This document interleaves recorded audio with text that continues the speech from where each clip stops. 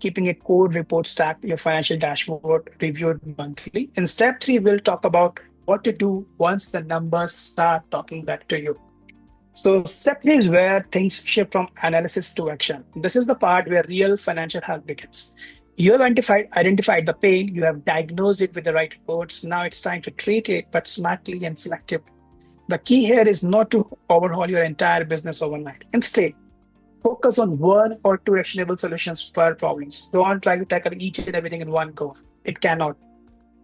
Ideally, tackle someone which are high impact, low effort. We always create a matrix at Ledger Labs, like the X being the impact level and the Y being the effort level. And anything that's high impact, low effort is always the one which we want to tackle first.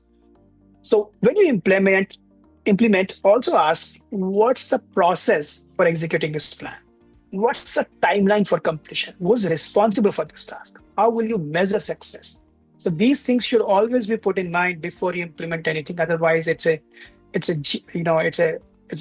bus, it's a vehicle without a GPS. And remember, done is better than perfect. Most changes don't need a perfect data or 3 weeks of planning. Just focus on getting things done. Get your first prototype out as soon as possible. I have never seen that, whatever I did, despite so much experience, like I could not find a better way of doing so. There's always a better way of doing things. So no matter how much time you're spending in perfecting it, in your first version, you'll always find a better version. So processes mature as they grow older. So let the process in, let it age, let it mature. Next slide is wherein we are talking about the action items of a solution. So far we talked about the problem, we talked about the reports that we need, and now let's talk about the solution. So action items. So the cash flow, in our earlier example, for example, number one, let's say that showed me that even though the P&L looks fine, the cash is being stuck in operations, in inventory, in unpaid invoices, or going out through loan repayments and draws. The solution, it's not about overhauling everything, it's about just few smart changes. So number one, first tighten up your inventory purchasing. Instead of placing big orders that tie up cash, reduce quantities on slow moving SKUs. Order more frequently. I'm sure there would be minimum order quantities that you guys must be having.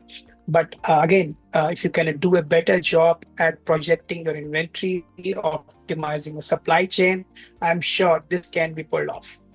And maybe a smart accounting team like us can help you with this.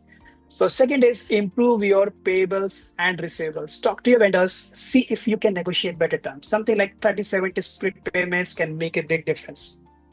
Interestingly, here you can play with payment terms to get the capital cost down, and this is a favorite play. So say you borrow capital at like 12% per annum. It's like 1% per month.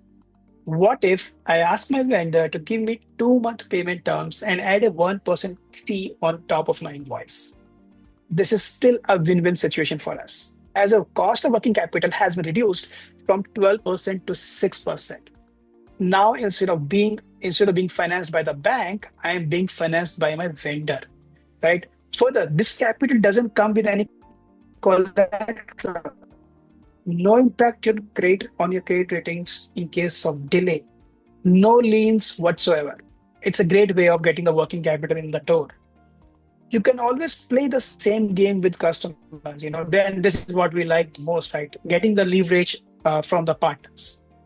And finally, switch to weekly cash flow reviews. If you have a dynamic business with a good scale, then I would recommend doing it weekly instead of monthly. That gets you better control on your numbers. So I'll be moving to the third example in the interest of time. So talking about the cost of capital, as I said, start with inventory turnover ratio, the report that we already talked about. So start with inventory holding cost analysis, like in storage, insurance, spoilage, shrinkage, which is quietly eating away your margins over the time. Then use the ROI by product or category report to see which items are actually delivering the highest return after holding and selling costs. Maybe you have to optimize your products, which ones I want to sell most, which ones I want to sell least. And this can actually change your product mix quite a lot. Before we coming up with these reports, they had a different product mix that they wanted to double down on. After we brought these reports in, the strategy entirely changed. So by now you are probably thinking like, no, these strategies are great, but who has the time to actually implement all of this? I'm sure you have it or you may not have it. Most teams are buried in day-to-day chaos, chasing returns, reconciling books, trying to stay afloat. Knowing what to do isn't the hard part, right? So if I mean, even if you put these questions in chat GPT, it can give you like 50 to 80% correct answers.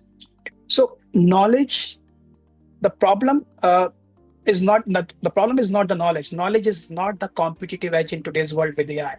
The competitive edge is the execution. Lot many business owners have the same knowledge, are attending the same webinars, going the same places, but they don't have that level of execution skills. It's all about execution skills eventually.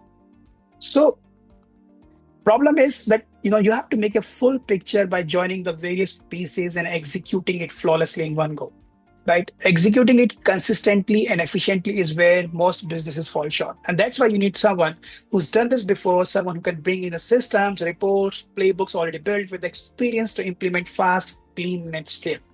At Laja Labs, we have had hundreds of e-commerce brands move from guesswork to growth with clarity, control, and confidence. So ask yourself, do you want to build from scratch or plug into something that already works? Do you want to waste your time next 1 year or so just sketching the surface and figuring out what works for me or versus what you eventually want to achieve?